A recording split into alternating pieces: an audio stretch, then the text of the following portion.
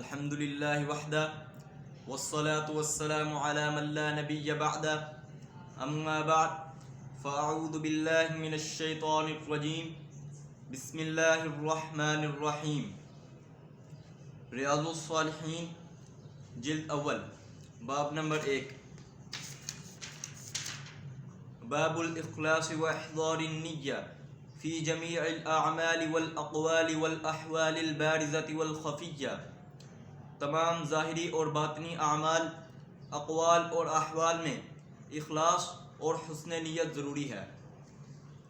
حدیث نمبر 6 وعن ابی اسحاق سعد بن ابی وقاص مالک بن اہیب بن عبد مناف بن زہرة بن کلاب بن مرة بن کعب بن لؤی القرشی الزہری رضی اللہ عنہ احد العشرة المشہود لهم بالجنہ رضی اللہ عنہ قال جاءني رسول الله صلى الله عليه وسلم يعودني عام حجة الوداع من وجع اشتد بي فقلت يا رسول الله إني قد بلغ بي من الوجع ما ترى وأنا ذو مال ولا يرثني إلا ابنة لي أفأتصدق بثلثي مالي قال لا قلت فالشطر يا رسول الله فقال لا قلت فالثلث يا رسول الله قال الثلث والثلث كبير أو كثير إنك أن تذر ورثتك أغنياء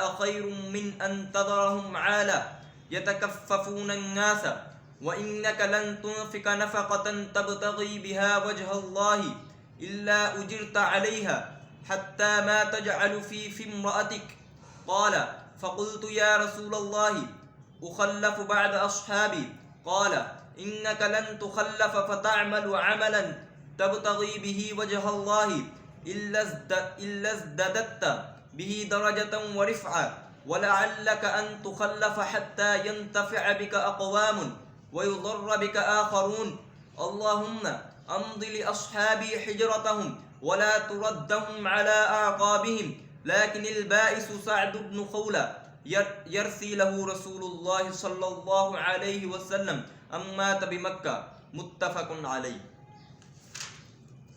ابو اسحاق سعد بن ابی وقاص مالک بن اہیب بن عبد مناف بن زہرہ بن کلاب بن مرہ بن کعب بن لؤی قرشی زہری رضی اللہ عنہ جو ان 10 صحابہ رضی اللہ عنہم میں سے ایک ہیں جنہیں جنت کی خوشخبری دنیا ہی میں دے دی گئی، فرماتے ہیں کہ میری بیمار پرسی کے لیے حجۃ الوداع کے سال رسول اللہ صلی اللہ علیہ وسلم میرے پاس تشریف لائے۔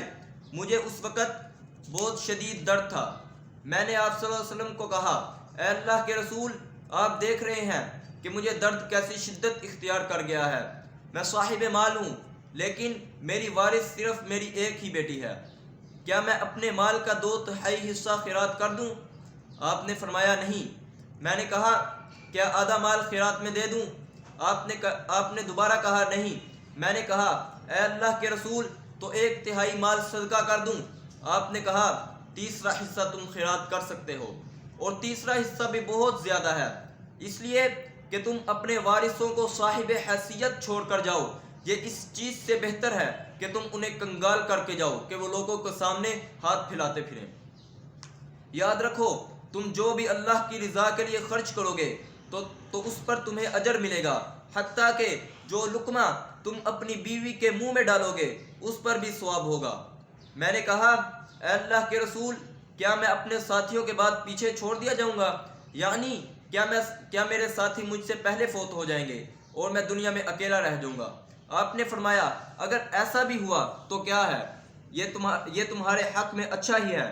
بلا شبہ ساتھیوں کی وفات کے بعد جب تم ان کے پیچھے رہ جاؤ گے تو جو بھی عمل اللہ کی رضا کے لیے کرو گے اس سے تمہارے درجے میں زیادتی اور بلندی ہی ہوگی۔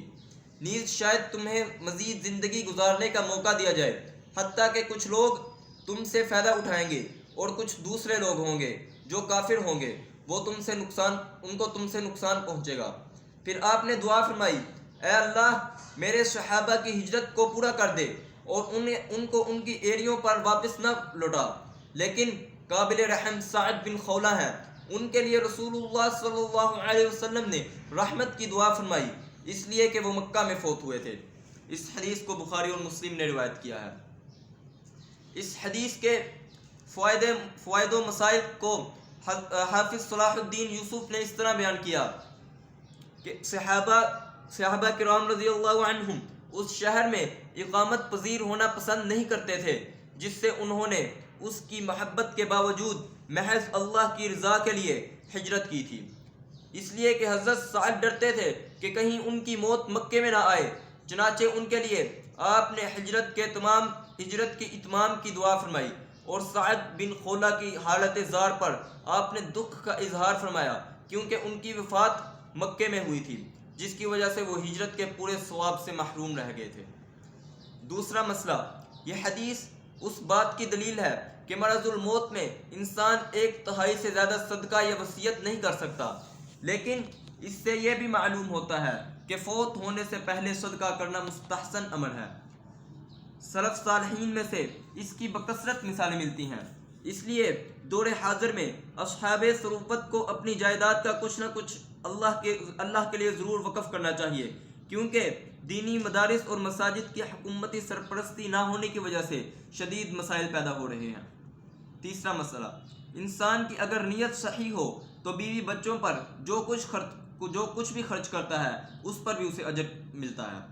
چوتھا مسئلہ، کسی صحیح غرض کی خاطر انسان اپنی بیماری یا تکلیف کا اظہار کر سکتا ہے تاکہ اس کا علاج یا دعا کی جا سکے، یہ اللہ کے خلاف شکوہ نہیں ہے۔ پانچواں مسئلہ، انفاق و صدقات میں اپنے قریب ترین رشتہ داروں کو اولیت اور فوقیت دی جائے، لیکن اس کا یہ مطلب ہرگز نہیں ہے کہ ان کے تعیشات کے لیے زکوٰۃ خرچ کی جائے جبکہ عام غرباء زیادہ ضرورت مند ہوں، جیسا کہ بعض لوگ فی زمانہ اس طرح کر رہے ہیں۔ راوی حدیث حضرت سعد بن ابی وقاص، سعد بن مالک بن اہیب قرشی زہری ان کا پورا نام ہے، اور ان کی کنیت ابو اسحاق ہے۔ اسلام قبول کرنے والوں میں ان کا 5واں یا 7واں نمبر ہے۔ جب اسلام قبول کیا تو ان کی والدہ نے کھانا پینا ترک کر دیا اور کہا، جب تک تو دین محمد سے منحرف نہیں ہوتا اس وقت تک میں کچھ کھاؤں گی نہ پیوں گی اور نہ ہی سائے میں رہوں گی۔ یہ اپنی والدہ کے بہت تابع فرمان تھے، لیکن ماں سے کہا کہ میں دین محمد سے منحرف نہیں ہو سکتا۔ یہ بھی ان 10 صحابہ کرام میں سے ہیں جنہیں جنت کی بشارت دی گئی۔ یہ وہ خوش نصیب ہیں جن کے بارے میں نبی اکرم صلی اللہ علیہ وسلم نے فرمایا، اے سعد تیر چلاؤ، میرے ماں باپ تجھ پر قربان ہو، اور یہ دعا بھی کی، اے اللہ ان کا نشانہ بھی سیدھا رکھنا۔ حضرت سعد بن ابی وقاص نے مدینہ سے 10 میل دور مقام عقیق میں 55 ہجری میں وفات پائی۔ وہاں سے ان کی میت کو کندھوں پر لایا گیا اور انہیں جنت البقیع میں دفن کیا گیا، اور حضرت سعد بن ابی وقاص کی کتب الاحادیث میں 270 احادیث ہیں۔ وآخر دعوانا ان الحمد للہ رب العالمین۔